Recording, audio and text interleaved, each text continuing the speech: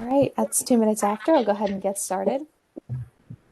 Hello, and thank you for joining us today. My name is Michaela McShane, and it is my privilege to welcome you to the Startup NASA Feature Series, hosted by NASA's Technology Transfer Expansion Program, T2X.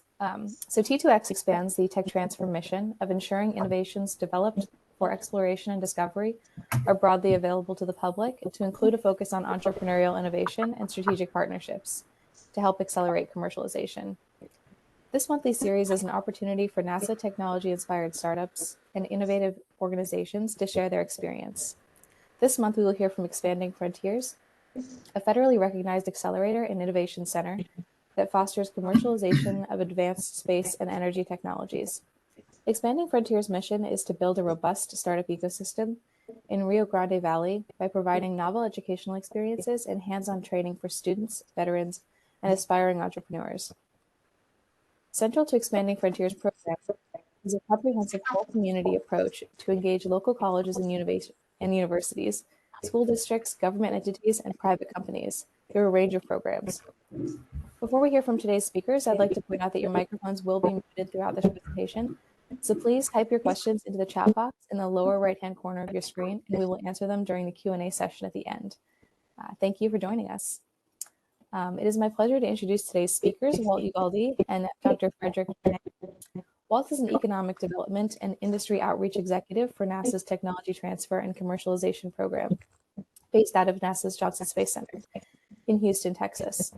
Walt works with businesses, startups, and co-founders to help them leverage NASA-developed technology for commercialization into proven products and services, as well as mapping industry capabilities back into the NASA mission. He also leads the Technology Transfer Expansion and Technology Transfer University programs out of JSC. Dr. Jenet is the founder and executive director of Expanding Frontiers, a nonprofit organization based in Brownsville, Texas, with a mission to foster the growth of the commercial space ecosystem. Dr. Jenet is an experienced entrepreneur, visionary researcher, and innovative educator, having founded several initiatives in Texas that are fostering the development of a state and national ecosystem for space exploration and commercialization. He is the founder of the Center of Advanced Radio Astronomy, the University of Texas Rio Grande Valley's Center for Excellence, as well as Stargate, a new space technology development program with facilities in the Boca Chica Launch Complex in South Texas. He is also the founder of Rockets and Rigs, an academic industry-government collaboration working to solve common problems and challenges in both the space development and energy sectors.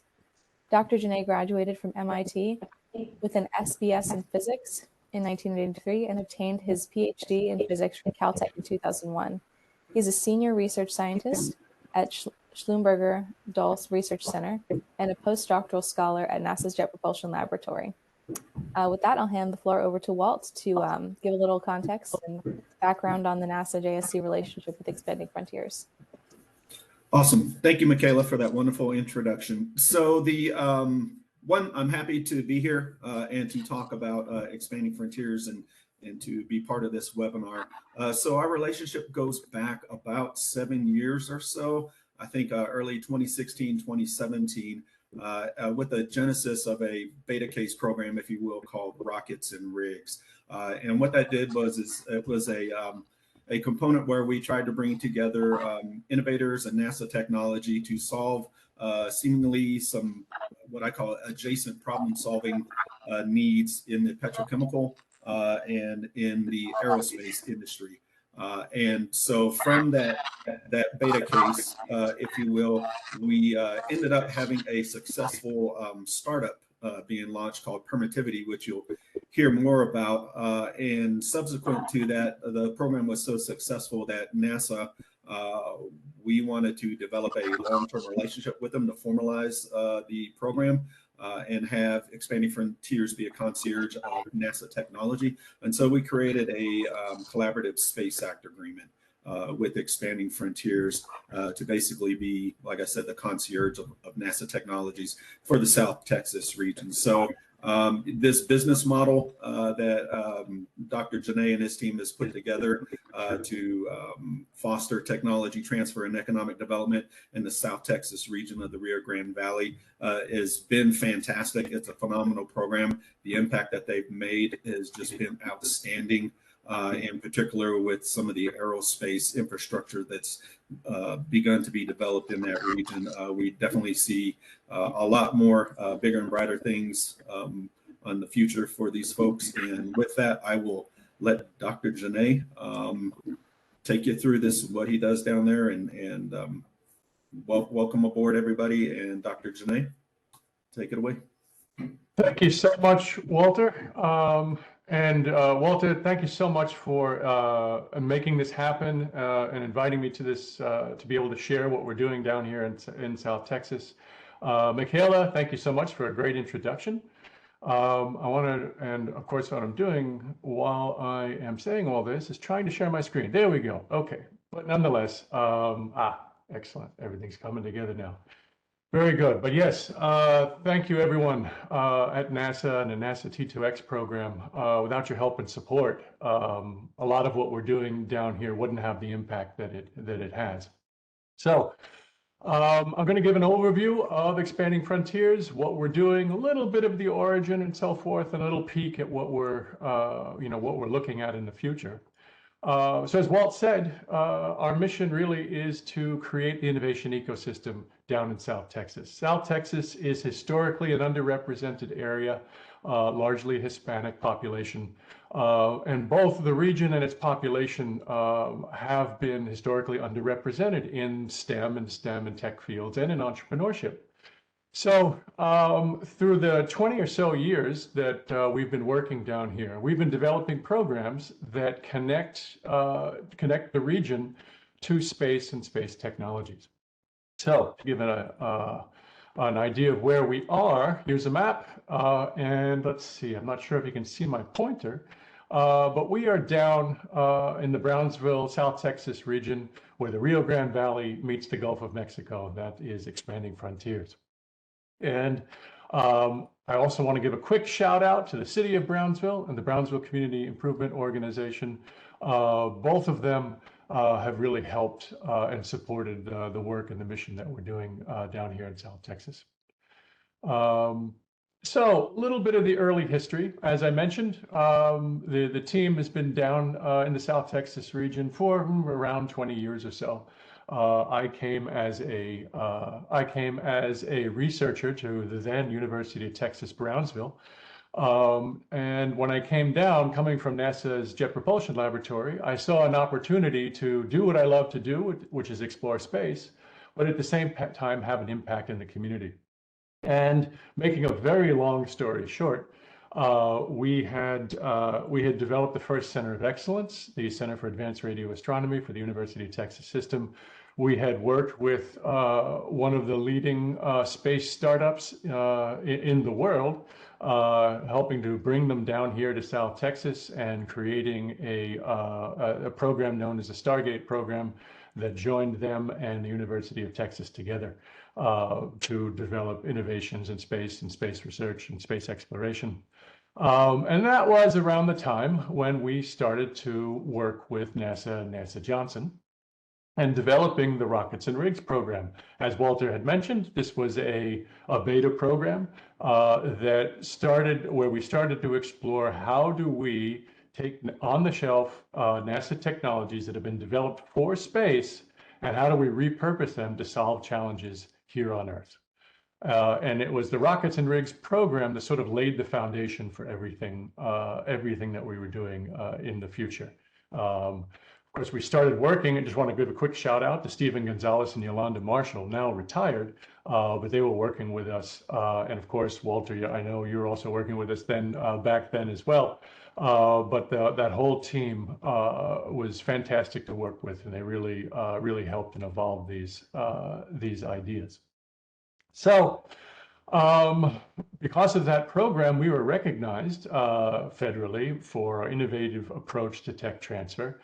And really how the challenge really is, how do you take a technology that was developed for a particular use case and a particular, it was to solve a particular problem. Of course, being NASA technologies, these are technologies that were developed to solve problems in space. How do you repurpose them? How do you reuse them? How do you reuse them so that they can solve other challenges? Now, of course, one question is, why do you want to do this? And really, the reason why you want to do this is there's an enormous amount of technical development that goes into developing these solutions that NASA has created. And there's a lot of background, a lot of investment there. And in many cases, those particular technologies can be used to solve other problems. And that's really what our niche has been, starting with rockets and rigs and moving forward, is figuring out how do we take the investment that NASA has made and use it for other purposes. So that leads us to Expanding Frontiers and a whole series of programs, which don't necessarily have to have time to go into all the intricacies of what we're doing. But it really, the foundation of it is developing the community to be prepared for and to be able to do tech transfer with space technologies. So we have a series of programs starting with high school that start to get students and the community thinking about themselves as capable of working with space tech, as thinking of themselves as in the space industry, thinking of themselves as being space entrepreneurs. The first program that students would get involved in when they work with Expanding Frontiers is our Space Entrepreneur Summer Academy. Now, fortunately, the Space Entrepreneur Summer Academy for the last couple of years has been funded by the National Space Society and Blue Origin's Club for the Future.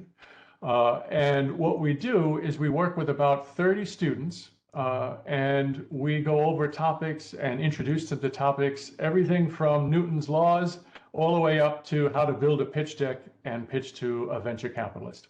So they get a whole broad range of exposure to sort of what is needed for an entrepreneur working in space and the tech industry.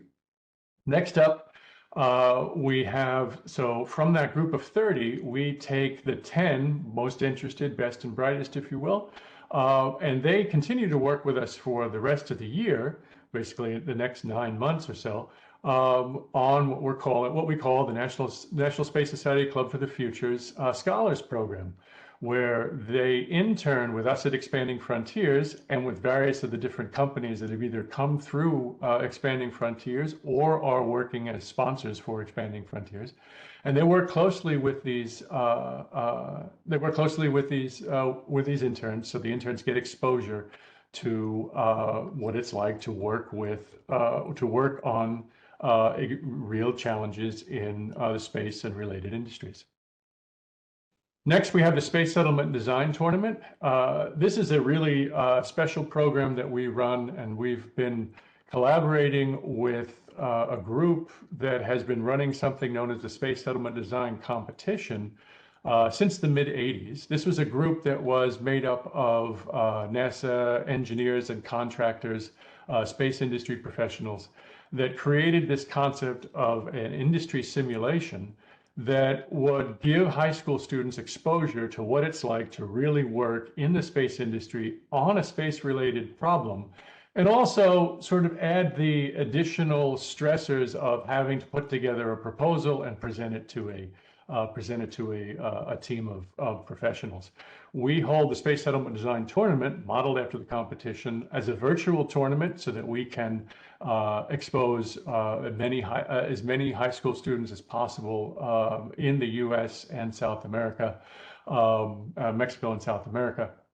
And the program, we run about 3 of these every year. So anyone that is interested in joining or getting understanding a little bit more about what the tournament is, or if you're a high school student interested in participating, please reach out to us.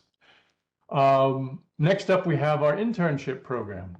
The internship program works with undergraduate and graduate students, as well as professionals, giving them the opportunity to directly work with companies, startup companies, that are working directly on space technologies or on space spin-off technologies from NASA.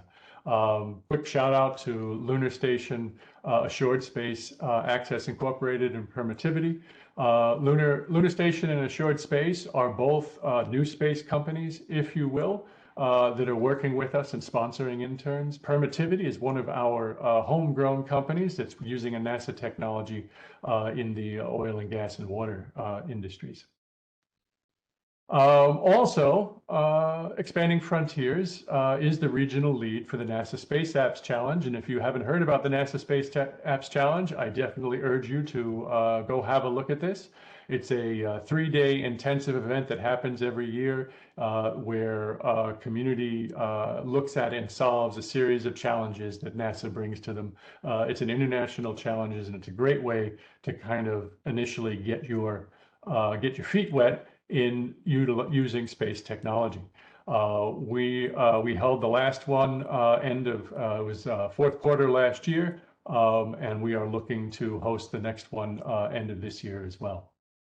So those programs that I just described are the high school undergraduate programs and graduate programs, but they're kind of an on-ramp. Again, giving students, giving professionals some hints of what it's like, what's required to work with technology, to work with space technology, start to give them the tools of what it takes to actually transfer NASA technology. But all of these programs guide the community into what we call our flagship program, which is the Entrepreneur in Residence Apprenticeship Program.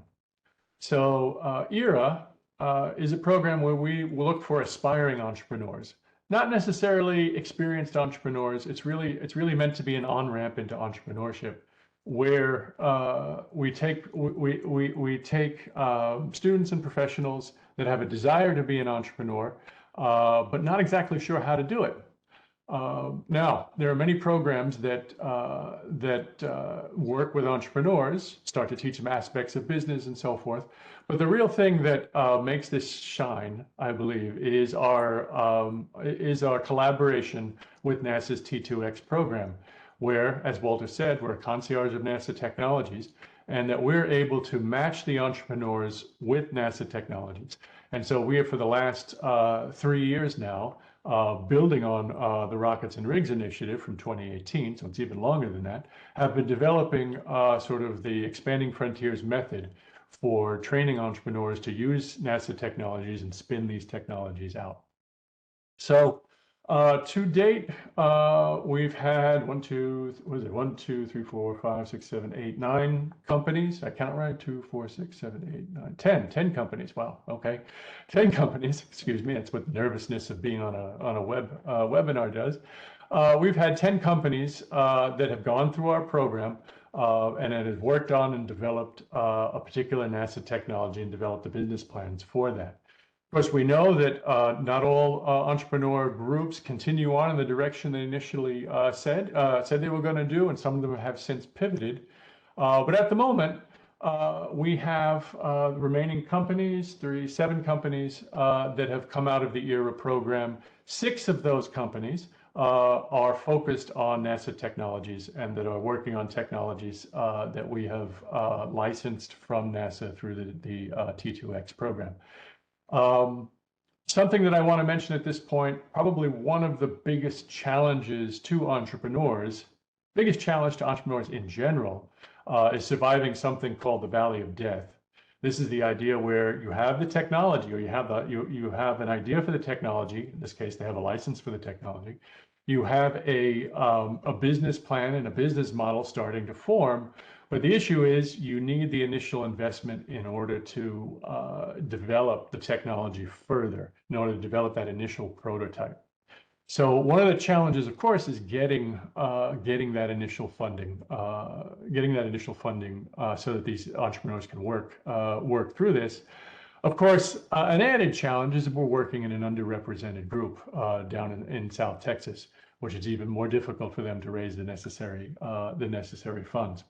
So what I'd like to say is, to date, we have successfully raised about $230,000 for the entrepreneurs. And what I really should say is, after the training, the entrepreneurs have gone out and raised $230,000 as initial seed funding to help develop their programs. But this still remains one of the biggest challenges that we face with our entrepreneurs. And this is an area that we're working closely with the T2X team to figure out ways in which we can help solve these challenges. So on to awards and recognitions. First off, I want to mention Embedded, one of the companies that's actually using a NASA technology to solve problems of elder care. The CEO of that company, William Brown, had won, I think it was in 2022, the Future Business Legend Award. Permittivity won an international technology challenge for solving problems, for using NASA technology to solve a problem in the water industry.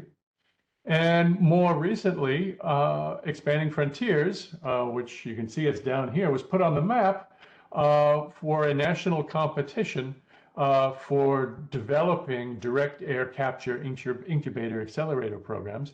And we won this recognition basically for our work in using NASA technology to do direct air capture. So basically, that gives you an overview of what we're doing at Expanding Frontiers. Big shout out to the T2X program. Big shout out to Walter for all your help and support. The team has been great to work with, and really a lot of, I'd say that most of our successes that we have had here at Expanding Frontiers has been because of this relationship. And we're definitely excited to be moving together in 2024 and beyond with NASA T2X. So thank you so much, and love to hear your questions. Thank you so much, Dr. Jenet. That was an excellent presentation. We have received several questions, and thank you to everyone who submitted them. And please continue submitting your questions in that chat bar as we go along, and we'll get to as many as we have time for. All right. What are the ITAR and EAR restrictions on participation in the NASA Space Apps Challenge? Are there limitations as to who can participate globally?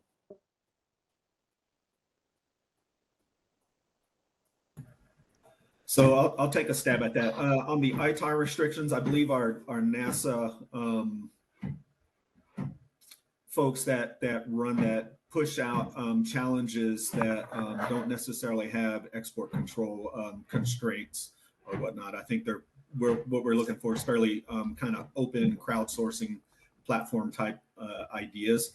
If there's anything that needs to be done behind closed doors or has export control, I think there's a different platform, if you will, that allows us to do that.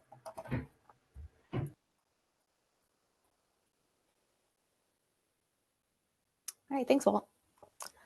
For individuals or businesses interested in getting involved with Expanding Frontiers, what opportunities are available to participate in the Brownsville ecosystem?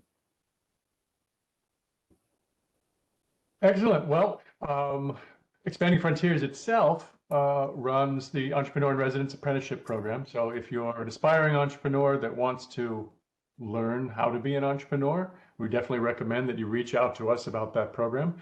We also have our Expanding Frontiers Accelerator Program that works with more advanced companies. Right. So basically companies that have gone out of our ERA program move into this, as well as other potential other companies as well. We're open to listening to anyone and see if there's a good match between what we can help with. Together with that, the ecosystem itself is growing. I remember, what was it? I remember 15 years ago or so going to the different community improvement organizations, really saying that, you know, entrepreneurship has to be the way that we move forward. And since then, there have been several programs and initiatives to help entrepreneurs that are in the Brownsville area, that both GBIC and BCIC are developing and moving forward, and that we work very closely with. So I definitely would encourage people to look at those programs as well. University of Texas Rio Grande Valley has the Center for Innovation and Commercialization in the Rio Grande Valley area. Lori Simmons heads that up. So I would definitely say have a look and reach out there as well. So there's a lot of groups. They're growing, and it's really exciting to see how entrepreneurship is developing in South Texas. But definitely reach out to those organizations, but also reach out to us. Happy to sit down and have a discussion with you and see how we may be able to help and accelerate your programs. Our email address, I believe, is on the screen, marketing@expandingfrontiers.org. That pretty much goes to all that would need to see it, and we can take it from there. Thanks, Dr. Jenet. Can students from anywhere in the U.S. participate in these programs? What about outside the U.S.? So outside the U.S., we do have to be careful. Now, because of our location, we do work closely with Mexico. So, matter of fact, the Space Settlement Design Tournament, we have several. We run several of those tournaments in Mexico. So that's definitely something. So if you are a Mexican student, definitely reach out to us about that and how you can participate in those. We do have in our Entrepreneur in Residence Apprenticeship program, we've been developing ways that we can work with Mexican nationals. There's certain things, as long as the companies that are created are majority owned U.S. companies, it is okay that there is that there is a Mexican national as an entrepreneur on that. Of course, the strict details on ITAR, we have to follow very, very closely.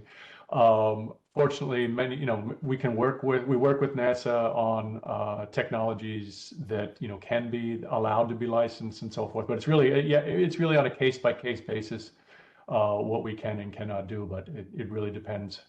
It depends on the restrictions. But there are cases where we are able to move forward.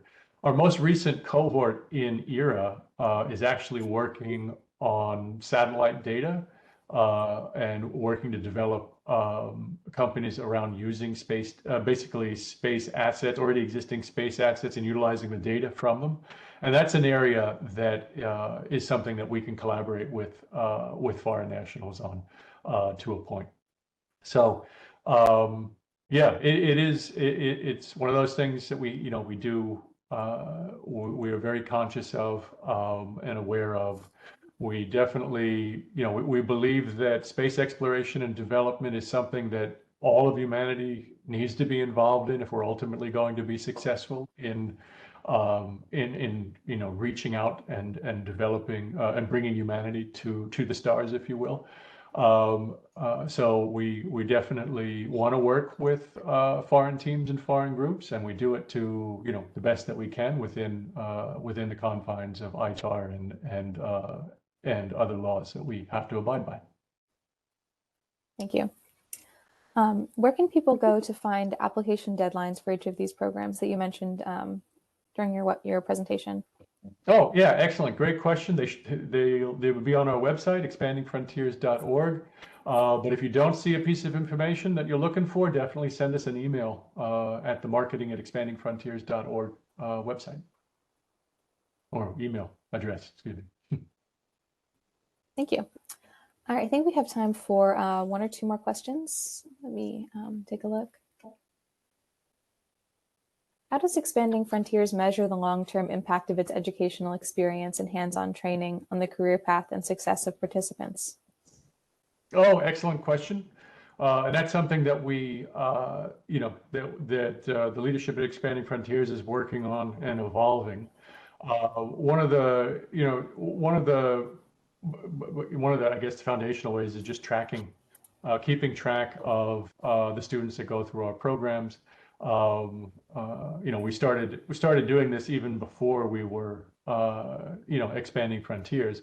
And looking back over the years, the programs that the team had started back in the early 2000s or so, I believe about 80% of the students that went through those programs are in STEM careers, and many of them have gone off into PhDs and so forth. And similarly with the programs, we're keeping track of what the students are doing and what the impact in both keeping them here in South Texas and so forth. So there are many metrics that we consider. One of them, of course, one of the important ones is external investments. How much how much funding are our startups actually bringing into the region.